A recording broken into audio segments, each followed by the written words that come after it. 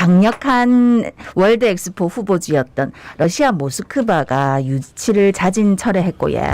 우크라이나도 전쟁 발발로 유치 가능성이 희박해지면서 우리 부산과 사우디아라비아의 리야드, 이탈리아 로마의 3파전이 펼쳐질 전망입니다. 그런데 사우디아라비아 왕실이 적극적으로 나서면서 리야드가 급부상을 하고 있다 해서 걱정인데, 예.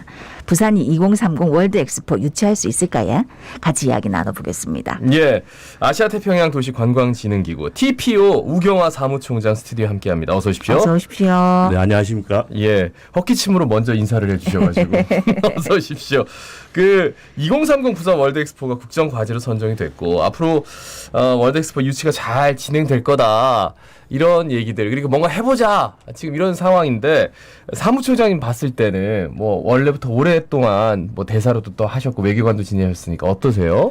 예, 잘 될 걸로 확신을 하고 있습니다. 예. 지금처럼 우리 부산 그리고 또 정부와 기업 온 국민이 합심해서 잘하면 꼭 될 거라고 믿고 있습니다. 예, 예. 지난 5월 말에 윤석열 대통령이 부산에 오셨죠. 그래 와서 세계 박람회 부산 유치를 위해서는 모든 역량을 결집하자. 필요하면 대통령 특사 파견도 검토하겠다 이렇게 예. 강조를 하셨어요. 또 대통령실 안에다가는 세계 박람회를 전담하는 비서관직을 새로 만들었습니다. 네네. 기업도 열심히 뛰고 있어요. 삼성, SK, LG, 롯데 이런 기업들이 국내외에서 앞으로 열심히 할 걸로 봅니다. 네네. 그래서 정부 기업 열심히 하는 가운데 온 국민의 성원이 더해진다면 저는 반드시 좋은 결과가 있을 거다 이렇게 믿고 있습니다. 네. 네네. 이 러시아 모스크바는 지난달에 이 유치 신청 자진 철회했지요? 예, 그렇습니다. 5월 말에 자진 철회를 했어요. 왜냐하면 러시아 자기가 이제 우크라이나를 침공한 이후 네. 세계 여론이 굉장히 나빠졌습니다. 그렇죠. 그 인류 평화, 번영 그리고 축제의 장인 이 세계 박람회를 전쟁하고 있는 국가가 하겠다라고 나서는 게 무리 아닌가라고 스스로 생각한 듯 그렇게 생각이 됩니다. 그러니까 모르는 사람들이 그냥 뭐 생각했을 때 러시아가 혹시라도 이 엑스포 개최 뭐 이런 것들이 늘 이제 국제사회의 뭐 이런 외교가들의 그 행태들은 굉장히 우연히 나비 효과가 크게 나타나니까 전쟁을 하지 않는 조건으로 약간 본인의 유치 쪽으로 가지 않을까 그랬는데 전쟁을 일으켰고 실제로 그리고 국제 여론이 이렇게 안 좋아졌습니다. 그래서 결국은 자진 철회를 했고 글쎄요. 그래서 이제 월드 엑스포 유치 성공 가능성이 좀 높아진 것 아닌가 이런 얘기들을 하는 분들이 있는데 사무총장님도 그렇게 동의하십니까? 저는 조금 조심스러운 입장입니다. 섣불리 판단하기는 어렵다고 봅니다. 예. 남은 세계 도시 경쟁이 더욱 치열해질 텐데요.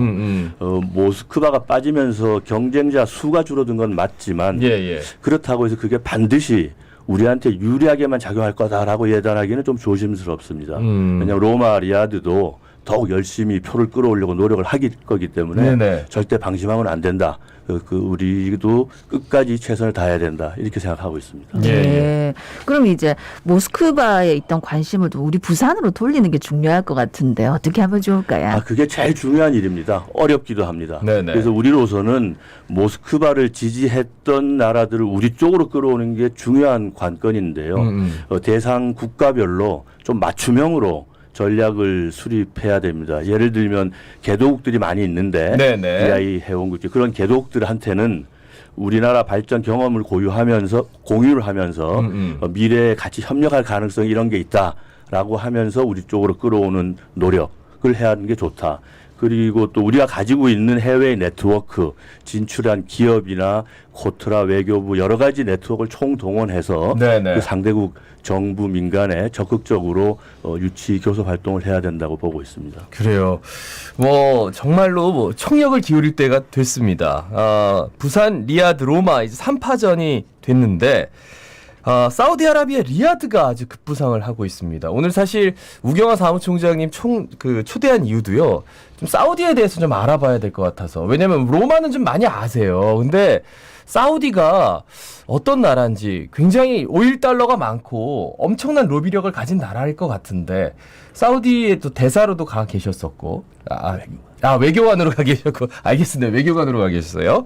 정정하겠습니다. 그래서 사우디 리야드가 어떤 곳인지부터 좀 말씀해 주십시오. 예, 말씀하신 대로 사우디가 결코 쉽지 않은 상대, 강력한 상대입니다. 네네. 사우디는 이슬람의 성지 메카를 가지고 있습니다. 그래서 사우디 스스로 무슬림 사회 전체의 맹주다라는 큰 자긍심을 가지고 있고 영향력도 무척 큽니다. 네네. 전 세계 16억 명 정도 되는 인구, 세계 인구 23% 정도가 무슬림입니다. 예. 네. 그 지역별로 보면 중동, 아프리카, 아시아는 물론이고 예. 영국, 프랑스, 독일에도 그런 유럽에도 꽤 많은 무슬림 인구가 있습니다. 예, 통계 보면 한 2,600만 명 정도라고 합니다. 네네. 그래서 부산에 경쟁하고 있는 이 리야드는 예. 사우디 역사에서도 아주 의미 있는 수도입니다. 예. 그 초대 국왕인 알 사우드 왕이 망명지에서 돌아와서 지금의 사우디 왕국을 처음 건국한 곳입니다. 그래서 얼핏 보면 사막 한가운데 있어서 네. 황토빛 황량한 도시로 보이지만 그 오일머니 여러 가지 그 지금의 그 집권 세력들이 네. 그 첨단 인프라를 계속 도시에 건설하고 있습니다. 그래서 외관만 보고 리야드의 도시 역량을 평가해서는 안 됩니다. 예. 근데 아까도 말씀하셨듯이 모스크바에 있던 관심을 부산으로 돌릴 때 중요한 게 개도구의 이제 그런 표들을 가져오는 게 중요하다 말씀하셨는데 이 사우디 왕실에서 돈 이거 앞세워 가지고 개도국 중심으로 득표 활동을 하고 있다던데 이 영향력이 크지 않을까요? 예, 그렇게 이제 분석되고 있습니다. 특히 1985년생, 그러니까 지금 30대 후반의 젊은 지도자가 나와서 여러 가지 개혁 정책을 야심차게 추진하면서 지금 사우디를 이끌고 있습니다. 예. 그리고 그런 가운데 사우디가 2030 월드 엑스포를 최우선 국정 과제로 정하고 더욱더 적극적으로 활동을 하고 있어요. 네네. 전 세계를 상대로 하고 있습니다.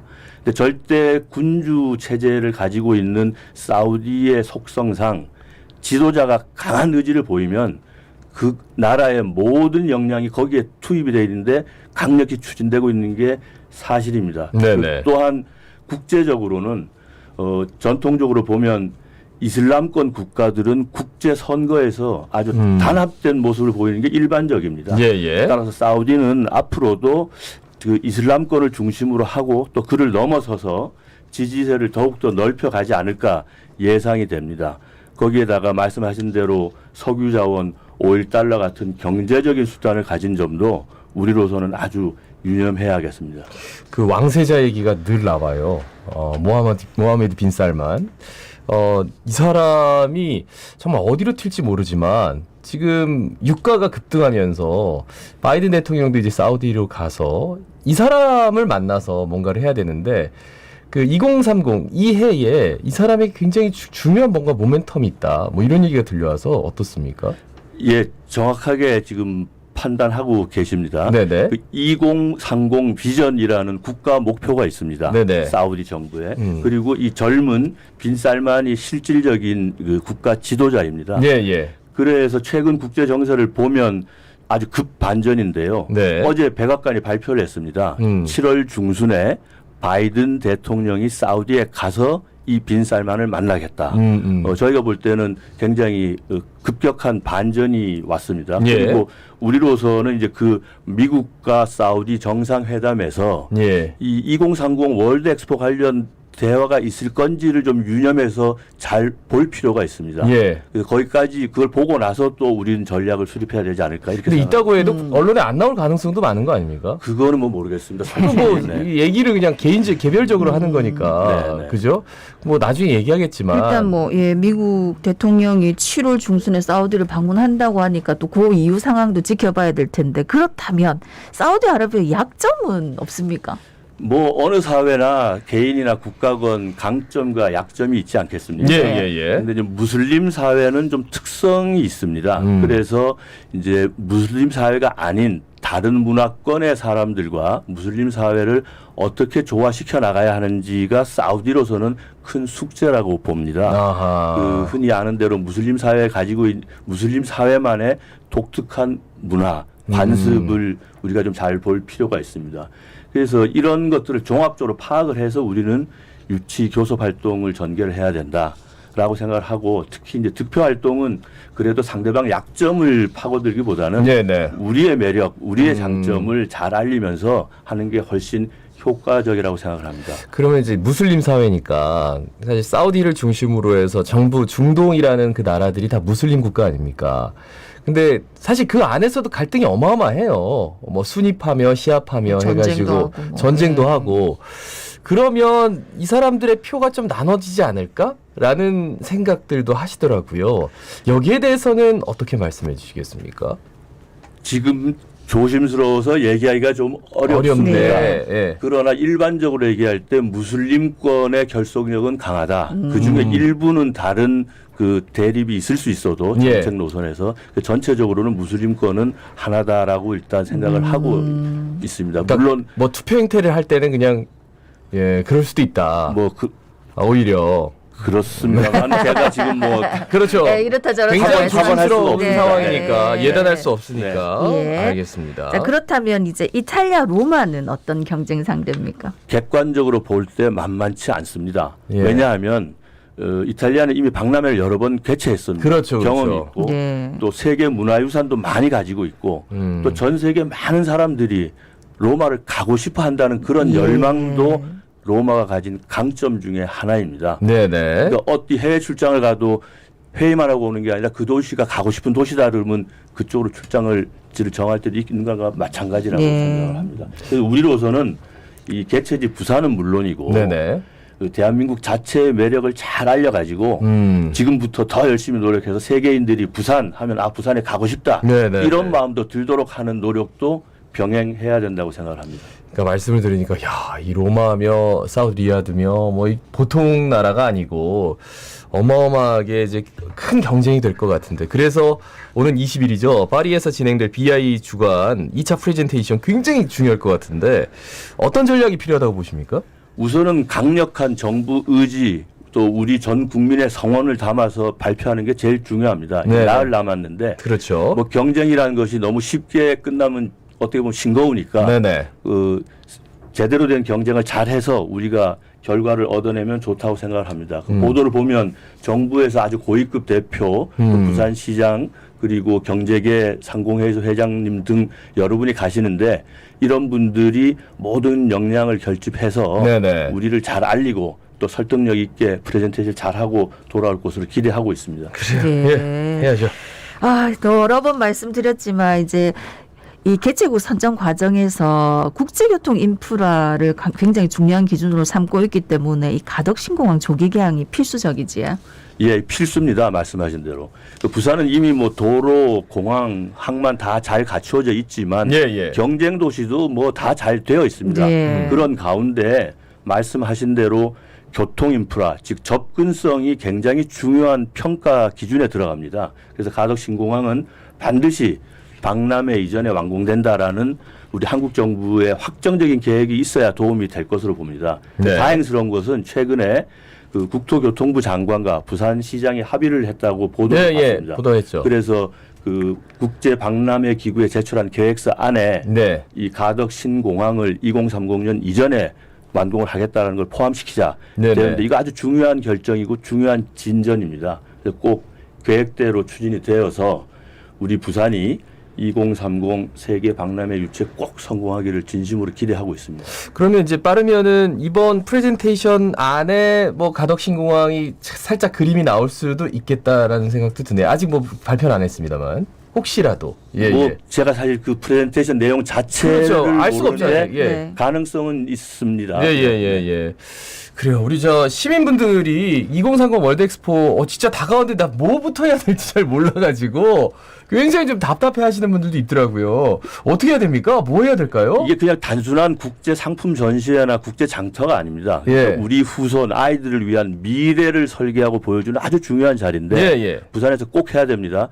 그러면 일반 시민들은 우리 이미 갖고 있는 따뜻한 마음을 나누면서 주변 정리도 하고 작은 데부터 출발해서 온 시민들이 다 합심을 하면 부산 전체가 좋은 환경을 갖게 됩니다. 그러면 전문가들이 부산에 현지 답사를 와서 살펴볼 때 예, 예. 그 사람들 눈에도 띄고 보이게 되면 아무래도 좋은 인상을 줄 겁니다. 그렇기 때문에 꼭 해야 되는 이 부산 박람회 온 시민들이 함께 다 참여해서 하면 네. 참 좋겠습니다. 열기를 만드는 것에 있어서는 정말 타의 추종을 불허할 정도로 부산 시민들이 대단한데 요거를 좀 봐야 되는데 그때까지는 아직 시간이 좀 있단 말이에요. 그러면 이제 프레젠테이션도 있고 글쎄요, 좀 당당하게 가서 프레젠테이션 하고 우리의 모습을 그대로 보여주면은 세계인들이 당연히 감동하고 뭐 쉽게 개최할 수 있지 않을까. 사무총장님 맞죠? 그렇습니다. 뭐 경쟁자가 아주 약한 상대는 아니지만 네. 충분히 승산이 있습니다. 그래서 지금처럼 정부, 기업, 국민, 부산 시민 모두 합심해서 하면 꼭 될 거로 저는 확신하고 있습니다. 예. 네. 계속 도와주십시오. 자갈 찾으면 자주 좀 출연하셔가지고. 최선을 다하겠습니다. 감사합니다. 자, 지금까지 아시아태평양 도시 관광진흥기구 TPO 우경화 사무총장과 함께 말씀 나눴습니다. 예. 아, 우리 사실 이제 이거 월드 엑스포에 대해서 저희 시간에 굉장히 말씀을 많이 드렸는데, 근데 이제 주변에 지나다니다 보면 월드 엑스포 유치 이렇게 돼갖고, 벌써 우리가 유치가 됐는지 아는 분들도 계신다 하더라고요. 설마, 이제는 없을 거예요. 그렇지. 네. 그래서 우리 또 시민들의 열의가 더 필요하다고 하니까 또 앞으로도 관심 가지면서 우리 부산이 좀 들썩들썩 좀 신나는 도시가 네. 되면 좋겠다는 생각을 해봤습니다. 자, 마칠 때 늘 드리는 말씀인데 어쨌든